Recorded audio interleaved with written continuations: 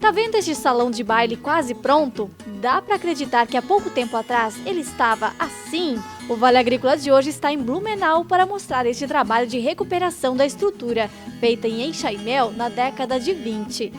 Que dentro do salão foi fundado um clube de cassiteiro, Sociedade União. E na época deve ter sido muito difícil de construir. Hoje, se fosse para nós construirmos, ele seria caríssimo e praticamente impossível.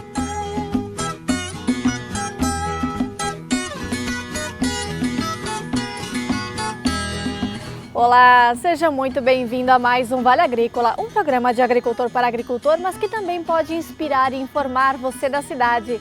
E nesta edição também é destaque. Tem dicas para plantar o aipim. Você sabia que serrando a rama, ao invés de picar, aumenta a produção? Então, se eu tiver um corte não retilíneo, como aqui, um lado pode dar mais raiz do que o outro lado. No programa de hoje também tem cachaça. Vamos conhecer a história de uma família que produz a bebida de forma artesanal, desde o plantio da cana até ela prontinha para receber os turistas. Meu pai se sente muito feliz e gratificado pela questão de a gente ter continuado alguma coisa que ele começou naquela época, né? Tem a produção de vidro a partir da casca de arroz. O que o pessoal faz, eles colocam na tinta, né? Então uma vez pintada no asfalto a tinta, coloca essas microesferas e o efeito da microesfera é a luz refletir de volta para o motorista. E a receita da semana vai ser de puxa-puxa, processo completo da roça para a cozinha.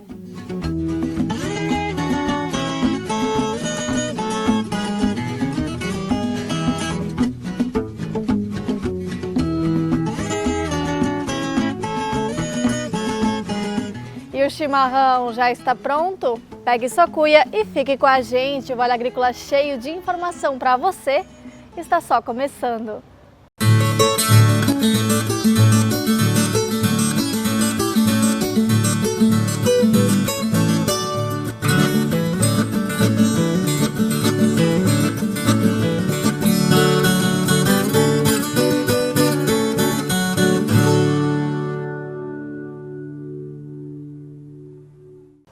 Uma história onde a união de forças fez a diferença. Um salão de baile com mais de 100 anos que estava abandonado, caindo aos pedaços, tinha sido inclusive local de incêndios criminosos. A história estava se perdendo até que teve uma reviravolta que envolve teimosia, talento e vontade de preservar um legado dos antepassados. Olhando esta imagem, parece ao longe que ainda podemos escutar o som das bandinhas alemãs. A dança, o agito dos imigrantes nas competições típicas, festejadas com muita comida e bebida. O Salão Kunze foi criado na década de 20 justamente com essa intenção, aproximar a comunidade. Que dentro do salão foi fundado um clube de cassiteiro, Sociedade União foi fundado. Mas o Salão Kunze foi construído na década de 20 com a intenção de se tornar um espaço para alugar, para eventos.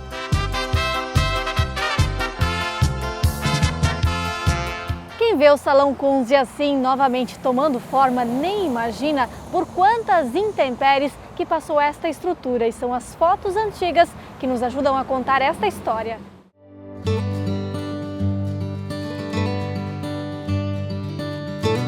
Em 2018, esta era a situação. Grande parte do telhado caído, telhas quebradas, paredes se decompondo. Sinais também do fogo, que consumiu uma boa parte, principalmente das vigas superiores. E a pergunta de quem não sabia da história era a mesma: por que uma estrutura tão bonita estava abandonada?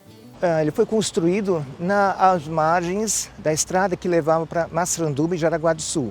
Em 1977, quando passou a rodovia, a conhecida SC-108, passou num outro traçado.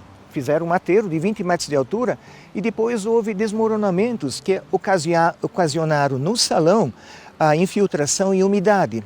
E com isso a manutenção se tornou um pouquinho pesada para esse clube de cassiteiro e aos poucos então foi fechado essa Sociedade União. Poderia ter terminado por aí se não fossem algumas coincidências do destino e muita, mas muita teimosia. Tudo começou com uma publicação nas redes sociais lá em 2018. Alguns meses depois, em um almoço de família na casa do Manfred, o assunto veio à tona e ele, filhos e sobrinhos foram ver como o salão estava. Eu fiquei triste, confesso que eu fiquei muito triste porque você vendo fotos é uma coisa, mas você ver pessoalmente, ver ao vivo é bem diferente. E assim eu voltei muito triste, voltei para casa muito triste e fiquei pensando bastante o que pode ser feito. De volta em casa, ele falou com a família dos proprietários e descobriu que o salão tinha acabado de ser doado para um município vizinho. Com muita conversa e insistência, seu Manfred convenceu os herdeiros de que a melhor solução seria que a estrutura ficasse em Blumenau. E não é que eles também tiveram a sensibilidade de perceber isso? Mas aí pesou o lado histórico de deixar esse patrimônio aqui na Vila Itopava. Aconteceu essa doação, agora o imóvel já está praticamente levantado. Estamos deixando essa estrutura aqui, uma estrutura centenária, aqui na Vila Itopava.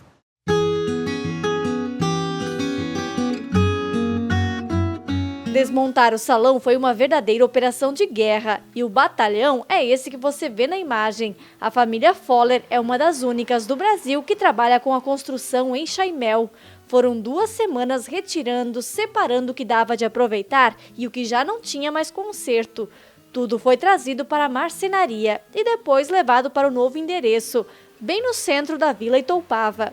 Aqui é o Salão Kunze, né, que nós estamos hoje restaurando. E na época deve ter sido muito difícil de construir. Hoje, se fosse para nós construirmos, ele seria caríssimo e praticamente impossível. Você tem madeiras assim, por exemplo, essa madeira aqui, ó, essa linha de madeiras aqui, tem 9,5 metros. Não existe fornecedor no Brasil para esse tipo de madeira, para esse comprimento. Sofisticação da estrutura, isso aqui, ele tem um desenho diferente, né, do que nós estamos acostumados a ver com o Chaimel. Então ele era um projeto à frente do seu tempo. A relocação do salão começou em 2019 e enfrentou alguns desafios, como a pandemia e a burocracia, principalmente para regularizar o terreno, e a nova montagem em fevereiro deste ano. Estas fotos já mostram este processo.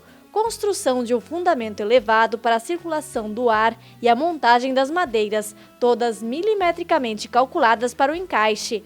O diferencial do enxaimel é que não vai um prego sequer. Esse é o sistema mais comum do enxaimel. É uma espiga retangular que encaixa num furo retangular e é travado com um pino de madeira. Isso aqui já fica forte o suficiente para aguentar qualquer carga. Então, e tem outros encaixes, né? Por exemplo, esse aqui é um também bem comum. São duas peças inclinadas, né? Encaixa perfeitamente e isso aqui já dá a sua própria resistência. E tem outros que são bem mais sofisticados.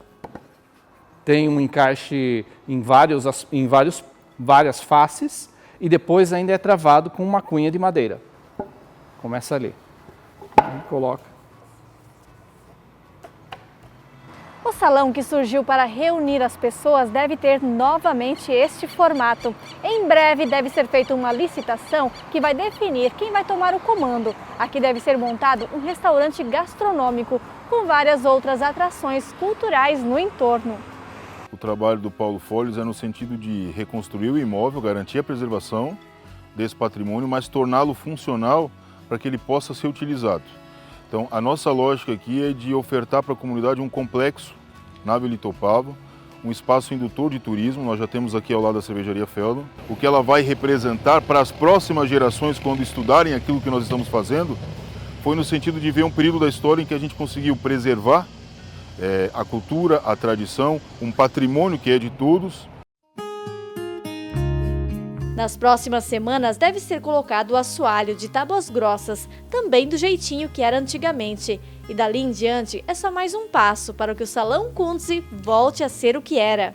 Precisamos levantar a história, mesmo do clube que está fechado há algumas décadas, para deixar esse legado para as próximas gerações, para eles entenderem a importância de um clube social na comunidade da região. Esse aqui não é um trabalho de um governo, nem de um grupo político. Isso aqui é o resultado de um conjunto de pessoas que em determinado período da história se uniram para poder transformar um sonho em realidade.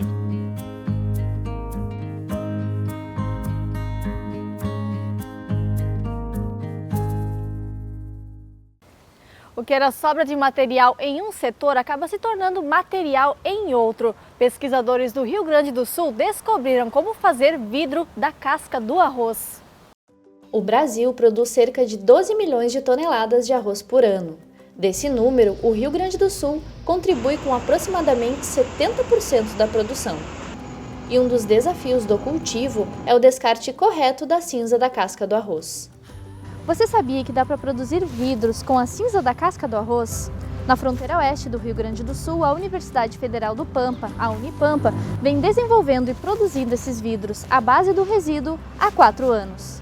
Pensando que a casca equivale a 20% do peso do arroz, então a gente tem um percentual uma quantidade muito grande de casca, e 20% dessa casca é a cinza, que é o material que a gente utiliza para fazer os vidros.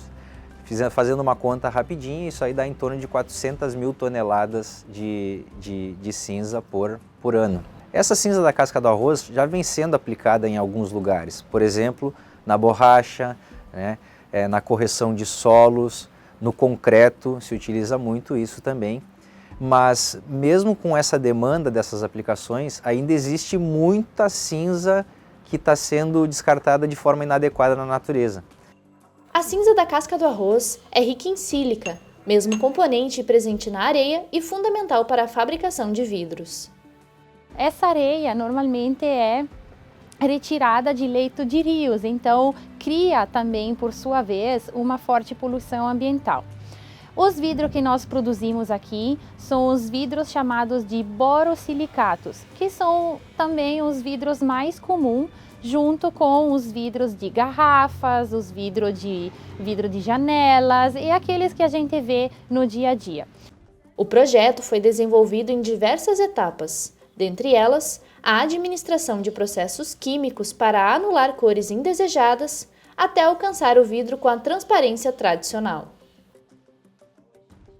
Após a pesagem e a mistura dos ingredientes, eles são colocados em um recipiente no forno, que durante 1 hora vai gradualmente elevando a temperatura até 1000 graus. E depois vai ser levada a 1200 graus por um período de mais 2 horas, e esse vai ser o tempo necessário para a produção então desse vidro. Né? O vidro que a gente está fazendo aqui é em escala de laboratório, né? Então a gente consegue controlar vários parâmetros, principalmente no que se refere à cor. Na sequência, a mistura é vertida em uma chapa metálica quente e levada para outro forno pré-aquecido em 400 graus, permanecendo por 1 hora nesta temperatura e após vai ser resfriada até a temperatura ambiente. A gente tem dificuldade do ponto de vista de quantidade produzida. Como qualquer pesquisador, a gente consegue produzir vidro uma quantidade muito pequena. E isso, às vezes, não permite a avaliação das propriedades mecânicas segundo as normas brasileiras desse material, que pretende, né, peças de vidros bem maiores. Após feita a fabricação destes vidros, eles são direcionados à confecção de microesferas, estas que são utilizadas para a sinalização horizontal viária. Os vidros são moídos, peneirados e após passam por um processo denominado chama horizontal, para a formação dessas microesferas. Então, onde que isso se aplica de fato, pensando nessa sinalização? O que o pessoal faz, eles colocam na tinta, né? Então uma vez pintada no asfalto a tinta, coloca essas microesferas e o efeito da microesfera é a luz refletir de volta para o motorista. Substituir a areia pela cinza da casca do arroz, desde a produção de vidros transparentes até garrafas e microesferas, auxiliam na proteção do meio ambiente e fecham o ciclo da produção arrozeira. Não se sabe muito bem quanto que é a quantidade de microesferas que vem sendo utilizada no Brasil, mas acredita-se que é em torno de 20 mil toneladas por ano. Pensando que a nossa região gera 400 mil toneladas de cinza por ano, toda essa demanda de microesferas poderia ser feita a partir da cinza produzida a partir da casca do arroz. Então, hoje em dia é super importante conversar e atuar no meio da sustentabilidade, assim como no conceito de economia circular, ou seja, o que é um descarte de um setor produtivo se tornar matéria-prima do outro, que é exatamente isso que nós estamos tentando conseguir com esse projeto.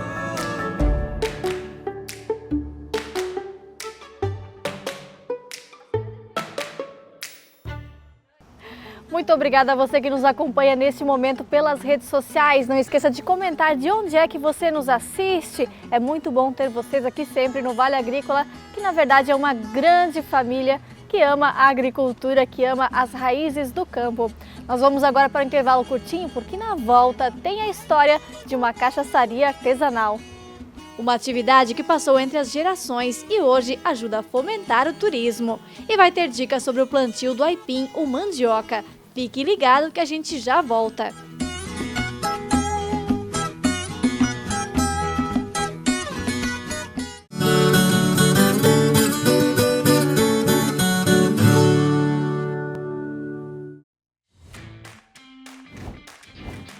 Que cheirinho bom!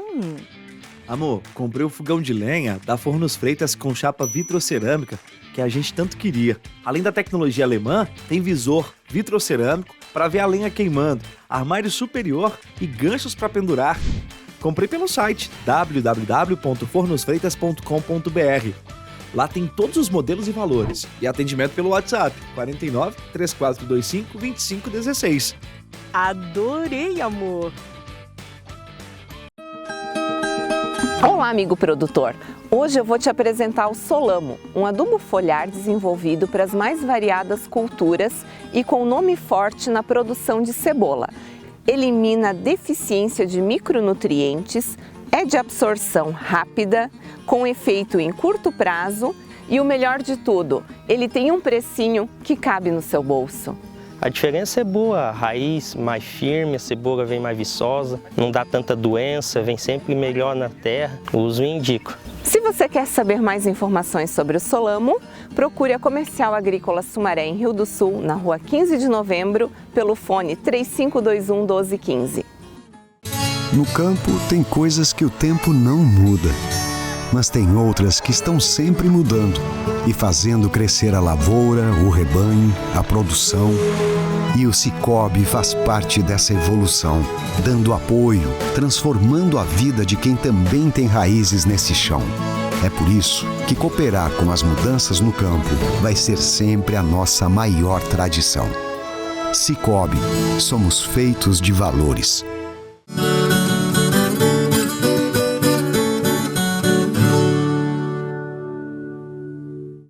Depois de conhecer rotas turísticas, uma família do Rio Grande do Sul decidiu resgatar um alambique que havia na propriedade e produzir a cachaça de forma artesanal. Hoje, além de venderem a bebida, eles também recebem turistas para ter esta experiência rural. Hoje é dia de cortar cana-de-açúcar. A cultura ganhou importância no Brasil colônia entre os séculos 16 e 18, sendo a base da economia colonial e agrícola do país. Mas aqui a cana vai ganhar outro uso. Estamos em Teutônia, no Rio Grande do Sul, e aqui também tem um resgate histórico. O pai da Wanda e vô do Rafael tinha um alambique nos anos 60. O seu Norberto tinha a ideia de aumentar a renda da propriedade.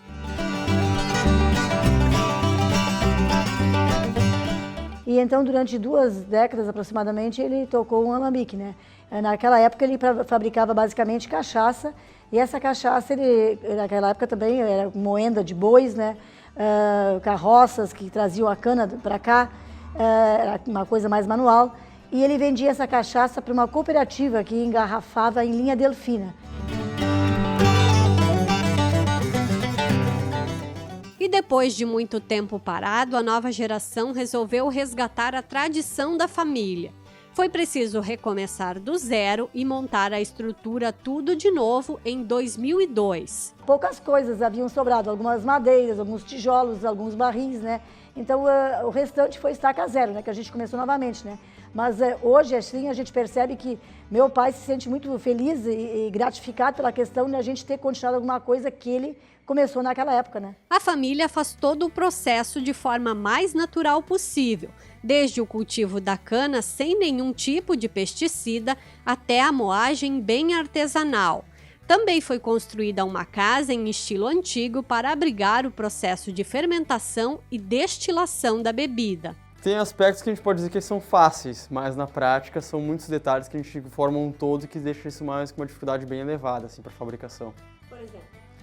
Por exemplo, a questão da própria uso de deflegmador, que é durante a destilação, né? Acompanhamento dele da temperatura, né? Essa questão também do fogo embaixo, que a gente utiliza fogo direto para fazer destilação. Então você tem que ter muita cautela durante a destilação para não botar muito fogo e para não acabar então acontecendo um processo muito rápido de destilação e acabar passando o ponto da cachaça certo, né? E nunca mais me esqueço, assim, quando saiu a primeira alambicada de cachaça, né? Foi em final de outubro e foi, assim, uma vitória, né? Porque foi um ano de lutas, né? Para se colocar, reimplantar novamente todo esse projeto, né? O líquido extraído fermenta entre 24 e 30 horas e depois, com fogo a 80 graus, vai ser feita a destilação, que em termos químicos é onde o álcool evapora e volta a ser líquido no final do processo. Bom, inicialmente com certeza deve ser uma cana sadia, certo? Em seguida a fermentação, que ela tem que ser muito bem controlada, tanto a temperatura quanto tem que ter uma levedura sadia. E também depois a destilação, né? Que a gente utiliza destilador de cobre, que é algo necessário para ser considerado uma cachaça de qualidade aqui no Brasil. Então o cobre vai dar propriedades organolépticas, que serão gostos e aromas que somente então o cobre vai trazer para essa bebida final, né? O envelhecimento da cachaça acontece aqui no porão em barris como esse. É esse processo que é responsável por suavizar todos os elementos da bebida. E dependendo do tipo de madeira que é utilizada, é atribuída a cor e o sabor da bebida. O envelhecimento vai de 2 a 6 anos. São produzidas entre cachaças e licores uns 600 litros por mês. E a venda é feita exclusivamente na propriedade.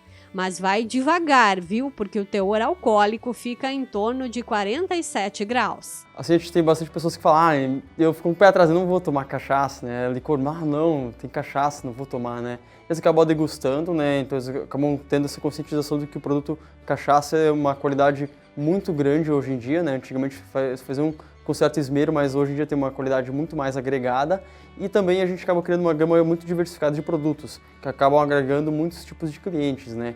Então o cliente acaba às vezes se espantando, nossa, que eu nem gostava de licor ou cachaça, quero levar para casa por causa que, nossa, tem um sabor muito bom, né? E o melhor que é feito de uma forma bem artesanal, né? Para quem quer conhecer o processo e viver uma experiência rural, há 4 anos eles resolveram abrir a casa para receber hóspedes. No sobrado desta cabana em estilo enxaimel, há uma hospedagem com clima bem rústico e é possível apreciar a vista da colônia, conviver com os animais como vacas, ovelhas, coelhos e aves e as belezas da natureza.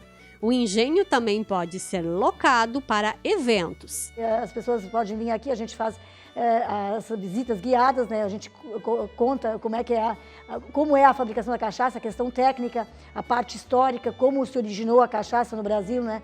E com degustação. E também pessoas, famílias, né, que querem ficar hospedadas aqui, a gente tem uma hospedagem, né, onde as pessoas, geralmente famílias, né, vêm. E também tem muito aquela questão de resgate, um lugar de paz, de tranquilidade, uma área rural. Dá para se dizer que a cachaça hoje é uma bebida especial também? Com certeza, uma bebida especial, artesanal, com todos os critérios que teve que ser feita uma bebida com alta qualidade, né?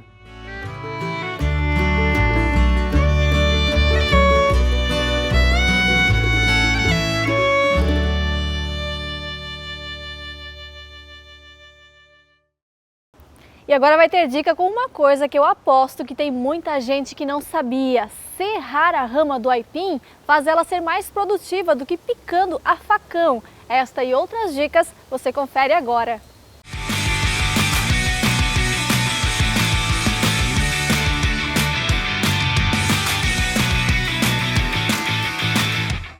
A cultura do aipim ela é classificada hoje em 2 tipos, mandioca de mesa e mandioca para a indústria.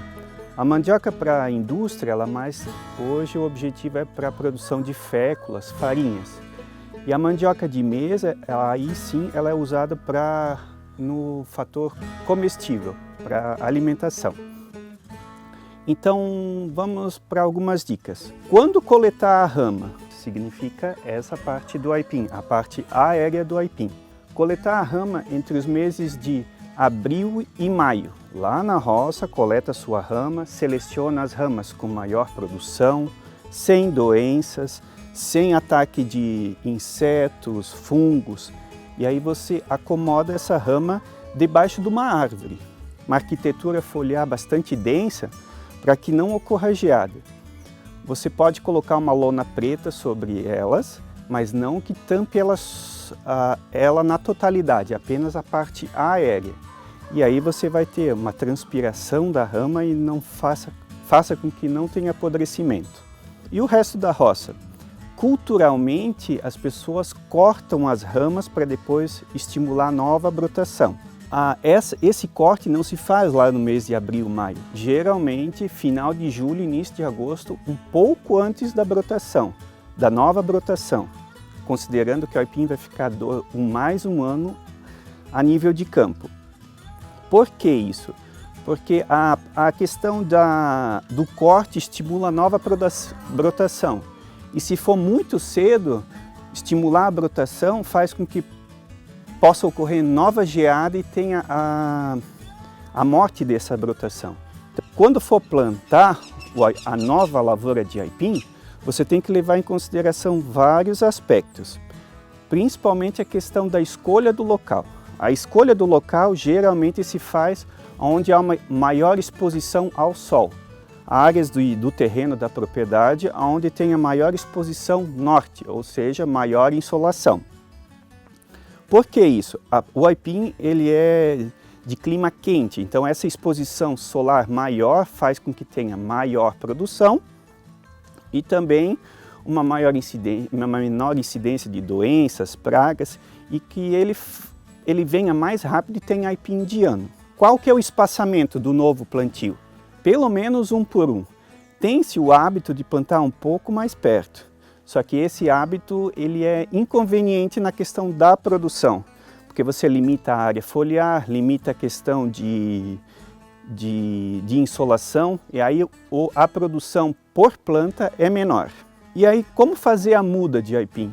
A melhor muda se dá quando se opta pela rama de 1 ano.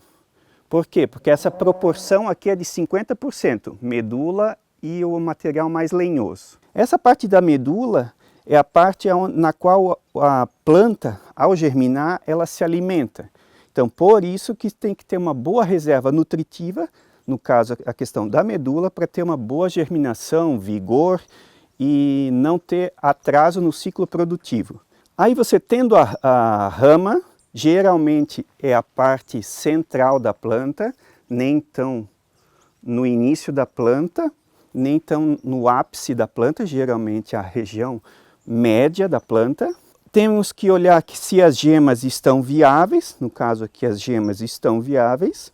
Além da muda, tem que ter características do solo, geralmente solos mais arenosos, solos que não têm uma correção tão alta referente ao calcário. O aipim em terra calcariada é mais produtivo, porém ele interfere negativamente no cozimento.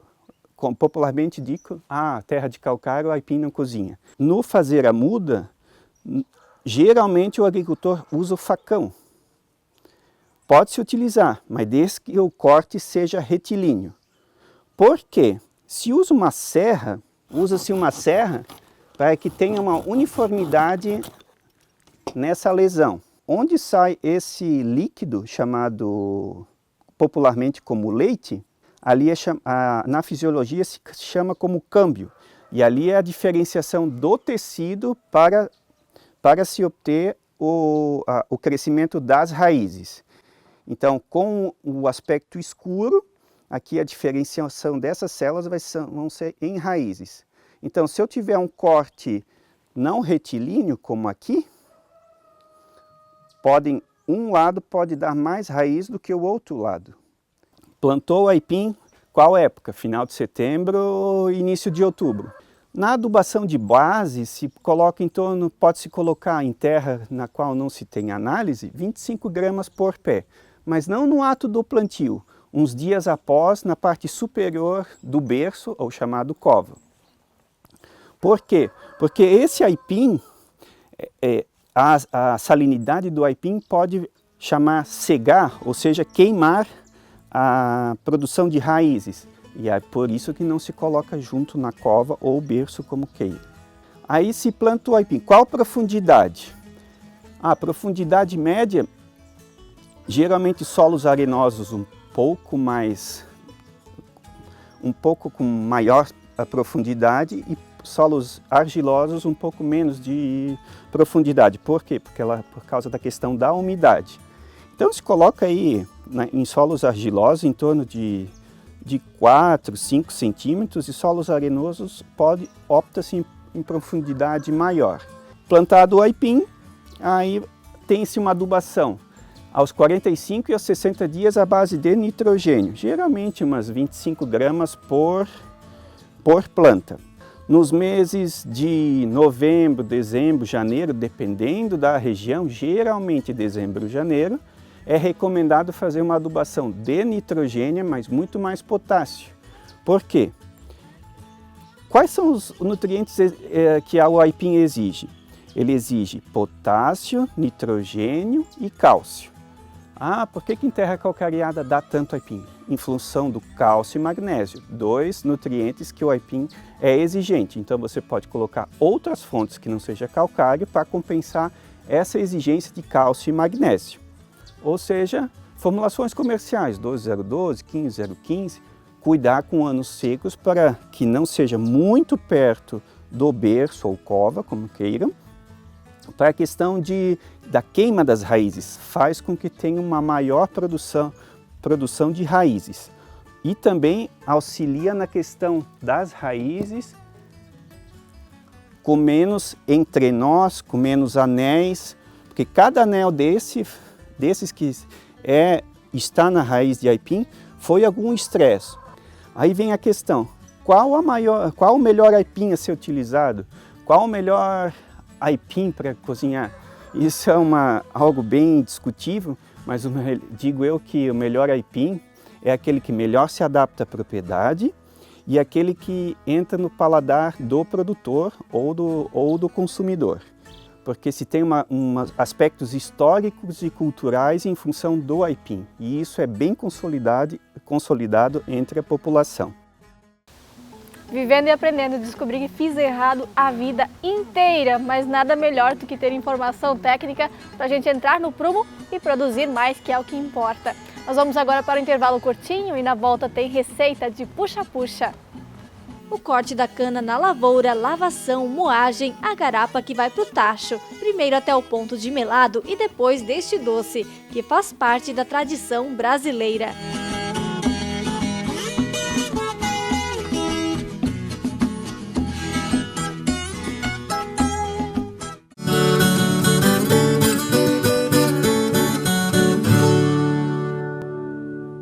A Ademicon, Unidade de Negócio Vila Nova, Jaraguá do Sul.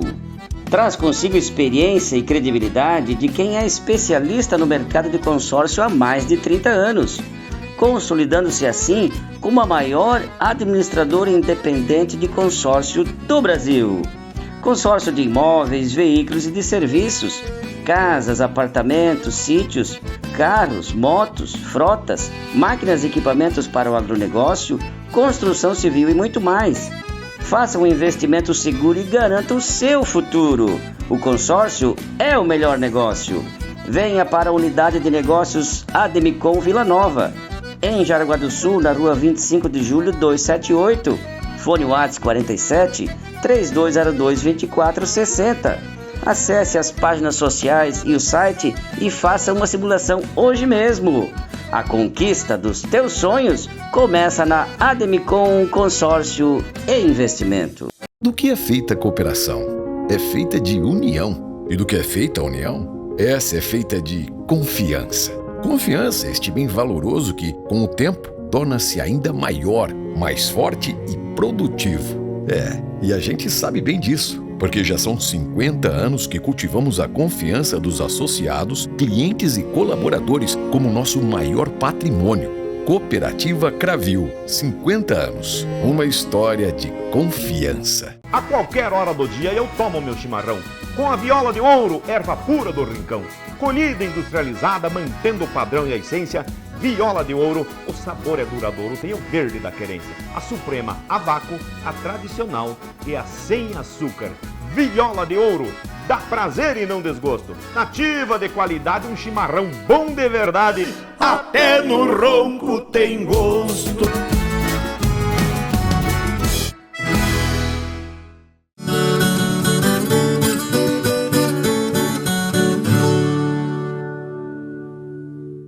O puxa-puxa é um doce feito a partir da cana-de-açúcar e que faz parte da história de gerações. Tem um processo demorado de fabricação, mas é também divertido e muito saboroso. Confere aí.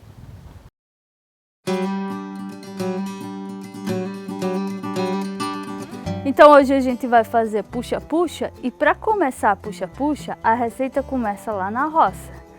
Porque a puxa-puxa é feita do melado, o melado é feito do caldo da cana. A cana está plantada lá na roça, que eu estou indo para lá colher.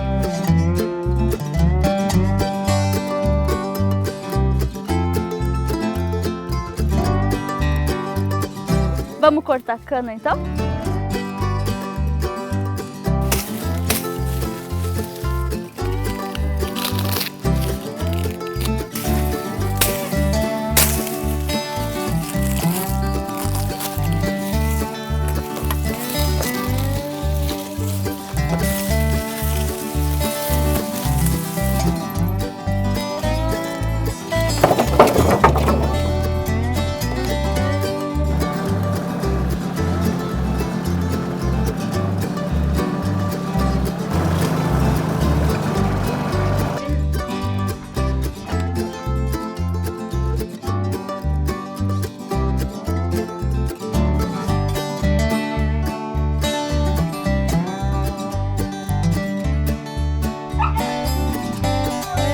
Então já colhemos a cana, já lavamos a cana, agora a gente vai passar a cana na moenda e extrair o caldo da cana.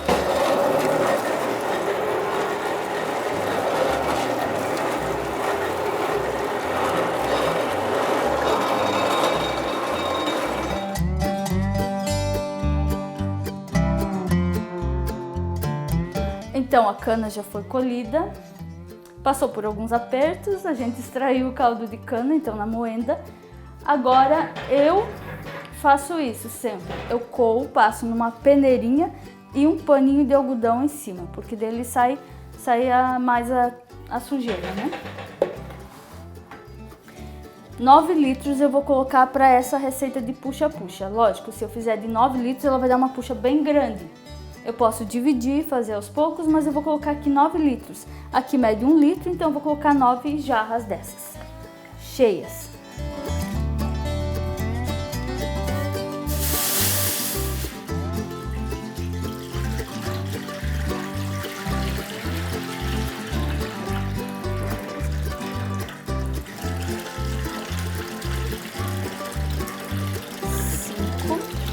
Por mais que for lavada, sempre saem uns pedacinhos da casca que acaba ficando junto no caldo de cana.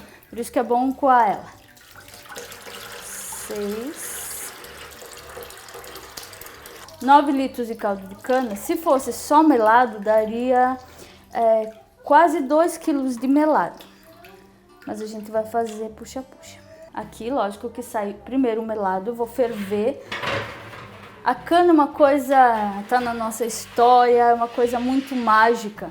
Preciso, com licença, tio Nino, tio Paulino Barbosa, eu preciso mencionar o seu nome porque tudo começou, vem do tio, há muitos, não muitos também, né? Alguns anos atrás, o tio lá em Celso Ramos, o tio tinha um engenho e ele fazia, hoje a filha dele, o Jean fazem, açúcar mascavo. E a gente era criança, eu, a Marisete, e E todo mundo, meus irmãos todos eram maiores, mas ninguém via a hora de chegar a hora da puxa-puxa, porque a puxa-puxa é um caramelo, é uma bala, mas o gostoso é puxar, é fazer, ver aquela que fica mais branquinha, ter aquela disputa.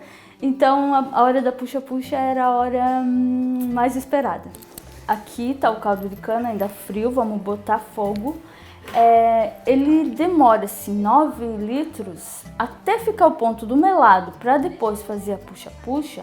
Ele fica aqui umas 4 horas. A única coisa que eu preciso fazer, não precisa mexer, não precisa fazer nada. A única coisa que eu preciso fazer ainda, apesar de toda a limpeza que a gente já fez nesse caldo de cana ainda vai subir algumas impurezas, uma espuma que a gente fala. Eu tenho uma peneirinha fininha de inox que eu passo e tiro essa espuma, que é a impureza ainda do caldo de cana. Impureza, mas não é impureza tóxica, mas não é legal deixar no melado, né?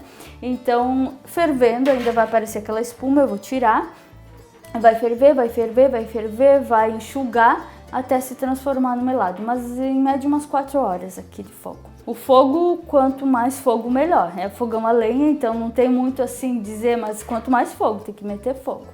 Eu uso lenha de eucalipto para dar um fogo bom, a lenha bem sequinha. E quanto mais fogo, melhor.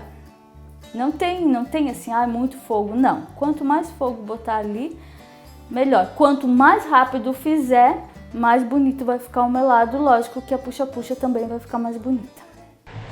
Então aqui o melado já tá pronto, tá em ponto de melado já. Eu fiz o melado nesse tacho de cobre porque é maior.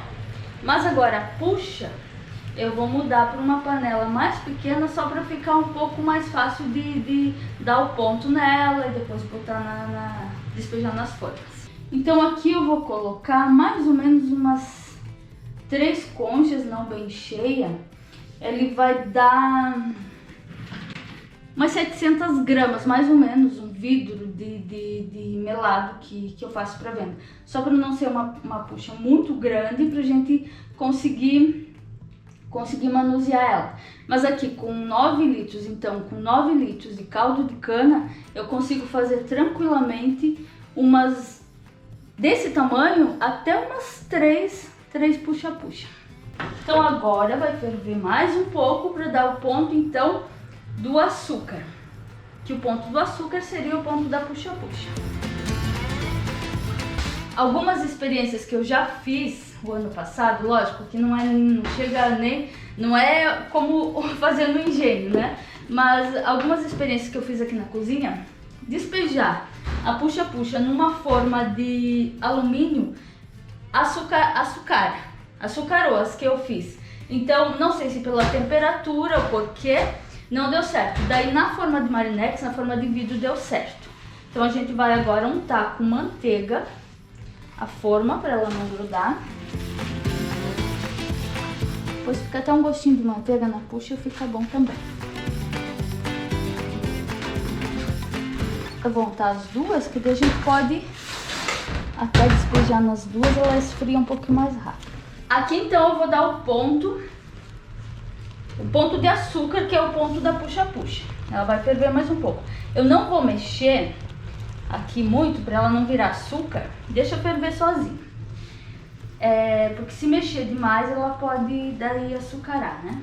Ponto de açúcar, mas não pode açucarar. Porque o açúcar, depois que joga no coxo lá para fazer, eles mexem. Daí mexer vira açúcar. Mas se não mexer, é uma coisa muito mágica, assim, se não mexer ela fica aquela coisa que dá de puxar. Eu vou agora trabalhar só com a colher para experimentar na água o ponto.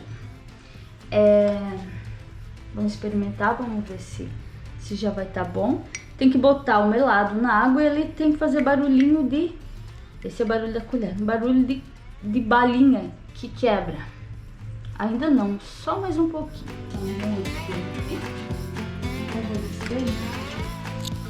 Dá pra ver que ele solta praticamente sozinho da panela. Eu vou colocar um pouco nessa forma e um pouco nessa, só para esfriar um pouco mais ligeiro pra gente puxar. Aqui então, A gente fica cuidando para ele ir esfriando, não pode esfriar totalmente, senão vai virar uma bala, né? Virar uma pedrinha. E daí a gente vai amontoando assim, tentando ajeitar ele, até que fique suportável de pegar na mão para puxar.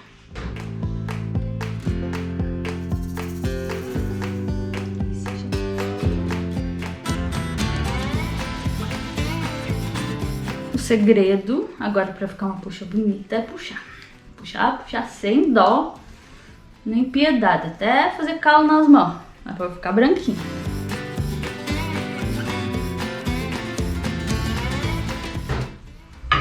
Vamos tentar então pegar essa também, pra gente fazer uma puxa um pouquinho maior.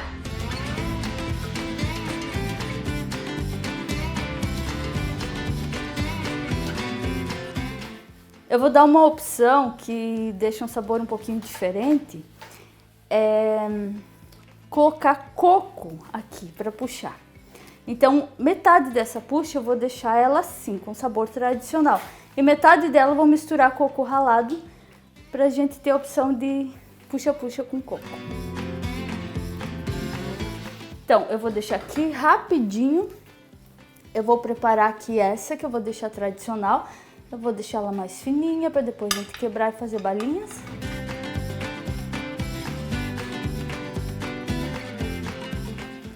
E esse pedaço ainda dá para puxar.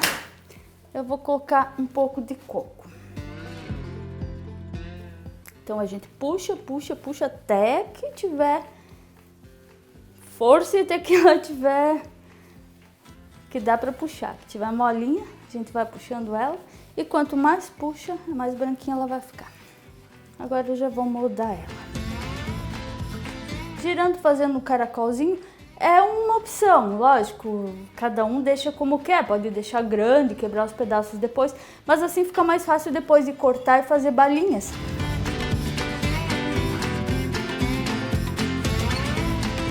Agora, essas puxas aqui, ou secam naturalmente, vão endurecer, ou eu posso colocar um pouquinho na geladeira também para agilizar um pouquinho, ela vai endurecer. Depois eu quebro ela e tá pronto.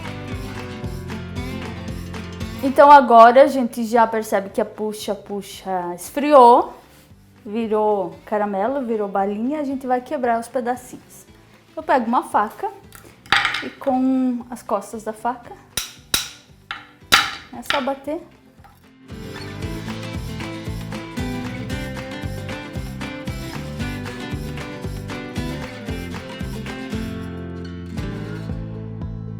Então, se eu deixar ela assim, fora da geladeira, amanhã ela vai estar como uma bala de coco, bem macia. Ou se eu quiser que ela fique puxenta, eu guardo ela no freezer e quando eu quero comer, eu vou puxar, vou mastigar, ela fica uma balinha molinha, uma puxa. Vamos ver se ficou boa.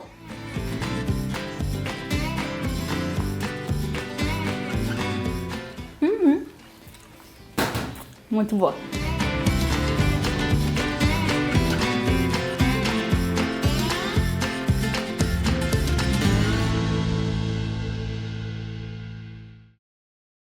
O programa de hoje está chegando ao fim. Tenha dias produtivos de trabalho. A gente se vê.